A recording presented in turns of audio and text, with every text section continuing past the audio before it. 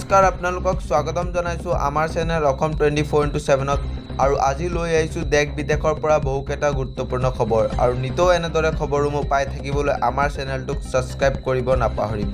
এই প্ৰথমটো গুৰুত্বপূৰ্ণ খবৰ হৈছে CIDৰ কাৰ্যালয়ত উপস্থিত সাংবাদিক প্ৰণয় বৰদলৈ।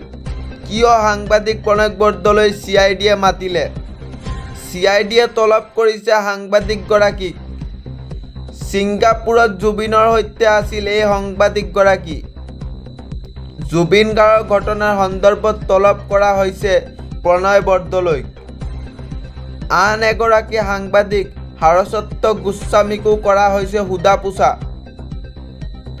সিদ্ধাৰ্থ শৰ্মা, শেখৰজ্যোতি গোস্বামী আৰু শ্যামকানু মহন্তক মাৰাথন জেৰা SITৰ। অমৃতপ্ৰভা মহন্তকো চলাই থকা হৈছে জেৰা।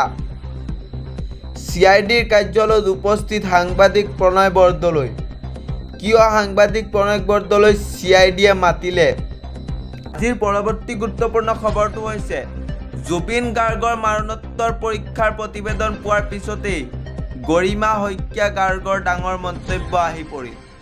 মই মৰণোত্তৰ পৰীক্ষাৰ প্ৰতিবেদন গ্ৰহণ কৰা নাই, মই আইন ব্যৱস্থাক বিশ্বাস কৰোঁ, এই বুলি মন্তব্য কৰিলে গৰিমা শইকীয়াই। যি দোষী আছে তেওঁলোকে কঠোৰ শাস্তি পাবই লাগিব। মই মোৰ মানুহজনক হেৰুৱাইছোঁ, কিন্তু তেওঁ উচিত ন্যায় পাবই লাগিব। নিজৰ স্বাৰ্থক নেদেখি যি মানুহে ভাল পাইছিল, এই মানুহজনক জুবিন গাৰ্গক ন্যায় দিয়ক আপোনালোকে। সম্পূৰ্ণ নিখুঁতভাৱে ইয়াৰ তদন্ত হ'ব লাগিব। যদি শেখৰে সকলো কথা জানিছিল কিয় লুকাই ৰাখিছিল, এই বুলি মন্তব্য কৰিলে গৰিমা শইকীয়াই। কোনোবাই যদি এনে কাম কৰিছে তেন্তে তেওঁলোকে কঠোৰৰ পৰা কঠোৰ শাস্তি প্ৰদান কৰক।